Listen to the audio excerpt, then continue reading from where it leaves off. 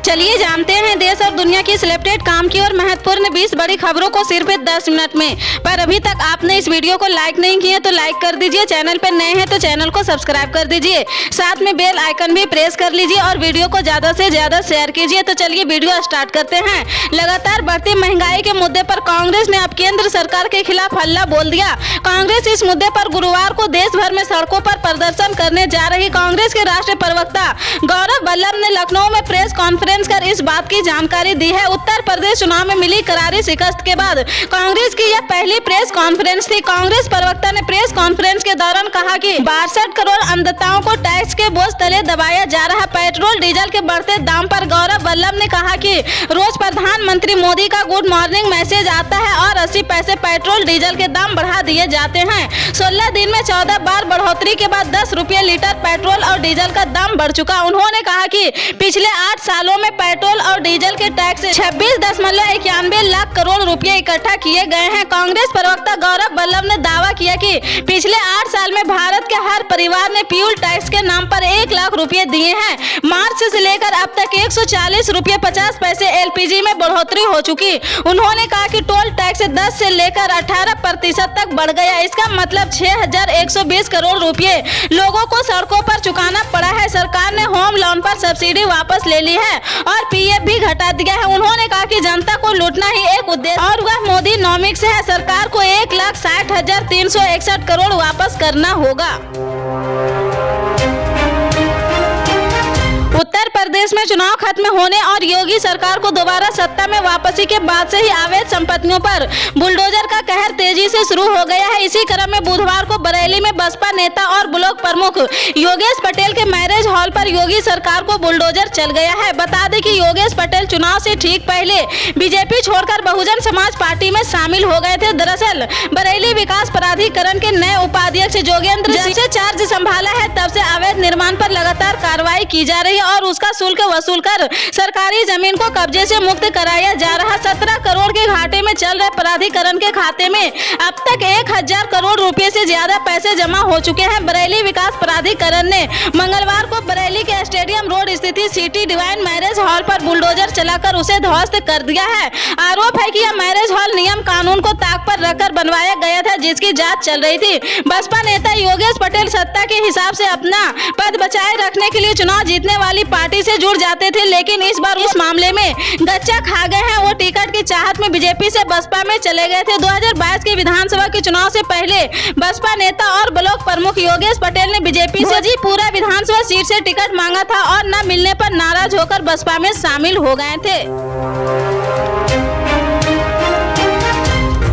दिल्ली के बाद पंजाब फतह करने वाली आम आदमी पार्टी ने अब हिमाचल प्रदेश में चुनावी बिगुल फूंका है। आम आदमी पार्टी के राष्ट्रीय संयोजक और दिल्ली के मुख्यमंत्री अरविंद केजरीवाल ने पंजाब के मुखिया भगवंत मान को साथ लेकर बुधवार को मंडी में रोड शो के बाद एक जनसभा को संबोधित किया है। केजरीवाल ने सभा को संबोधित करते हुए कहा, आज अपने दिल को खुश कर दिया। हमें उम्मीद नहीं थी कि इतने सारे दोस्तों से मुलाकात होगी। मैं और मेरा छोटा भाई भगवंत मान आम आदमी है। हमें राजनीति करनी नहीं आती, हमें भ्रष्टाचार खत्म करना आता है। दिल्ली में किया है, पंजाब में 20 दिन हुए सरकार बने, पंजाब में भ्रष्टाचार कम नहीं हुआ, खत्म हुआ है। हमने 20 दिनों में कर दिया है, इन्होंने 75 साल में क्यों नहीं किया। आम आदमी पार्टी के नेता आगे कहा कि इस राज्य में 20 साल कांग्रेस और बीजेपी ने 17 साल राज किया, लेकिन कुछ नहीं हुआ है। हमें आप बस एक मौका दे दीजिए, हमें राजनीति करनी नहीं आती, स्कूल और अस्पताल बनवाने आते हैं, हमारी नीयत साफ है, हम कट्टर ईमानदार हैं। मुझे राजनीति करनी नहीं आती है, स्कूल अस्पताल बिजली ठीक करने आती है। मुझे पूरी उम्मीद है कि हिमाचल इस बार के चुनाव में पंजाब का भी रिकॉर्ड तोड़ेगा।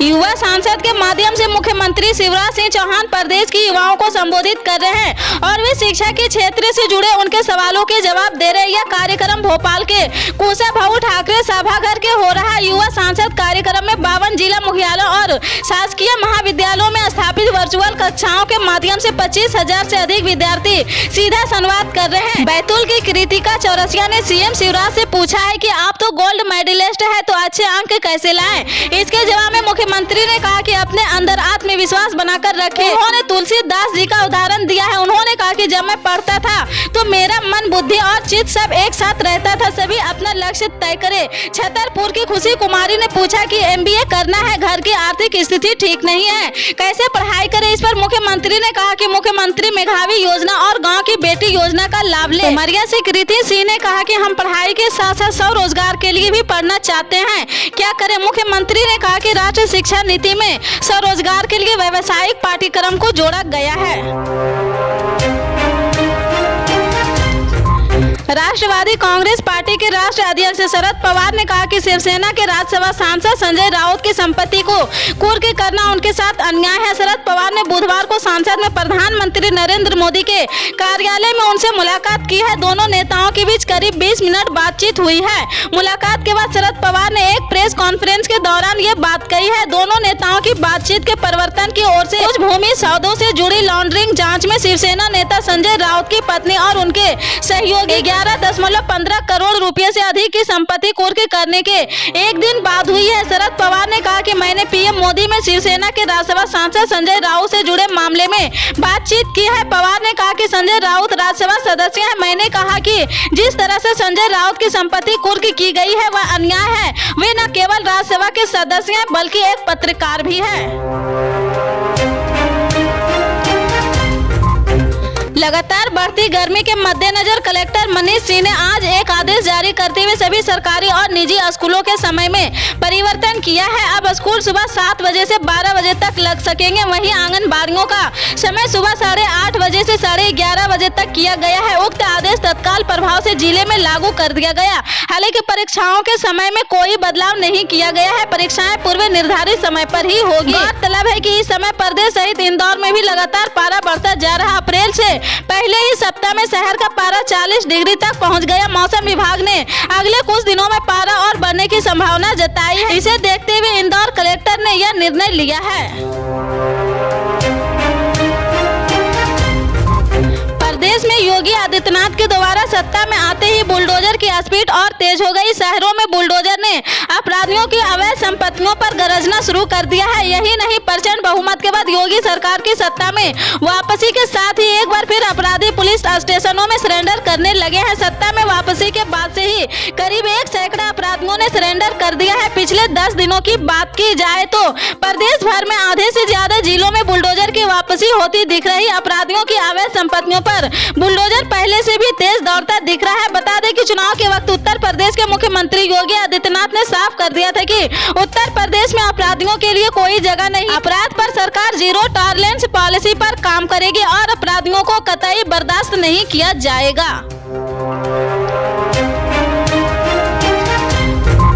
उत्तर प्रदेश, पंजाब और उत्तराखंड सहित देश के 5 राज्यों के विधानसभा चुनाव में कांग्रेस अब तक हार के बाद कला से उभर नहीं पाई है। पंजाब में आम आदमी पार्टी और उत्तराखंड में बीजेपी सरकार ने गठन के बाद अपना काम भी शुरू कर दिया, पर कांग्रेस अभी तक नेता प्रतिपक्ष तलाश नहीं सकी है। विधानसभा चुनाव नतीजे आए 26 दिन हो चुके, लेकिन कांग्रेस पंजाब और उत्तराखंड में नेता प्रतिपक्ष का फैसला क्यों नहीं कर सकी है? पंजाब के मुख्यमंत्री बदलने का सियासी प्रयोग करने के बाद भी कांग्रेस अपनी सत्ता नहीं बचा सकी। सूबे में कांग्रेस 18 सीटों पर सिमट गई है और कांग्रेस के मुख्यमंत्री चेहरे रहे चरणजीत सिंह चन्नी से लेकर प्रदेश अध्यक्ष नवजोत सिंह सिद्धू हार गए। ऐसे में अब कांग्रेस विधायकों ने नेता प्रतिपक्ष की कुर्सी के लिए एक अनाथ 100 बीमार जैसी स्थिति बनी हुई है। ऐसे में नेता प्रतिपक्ष की कुर्सी को लेकर कांग्रेस कोई फैसला नहीं कर पा रही है।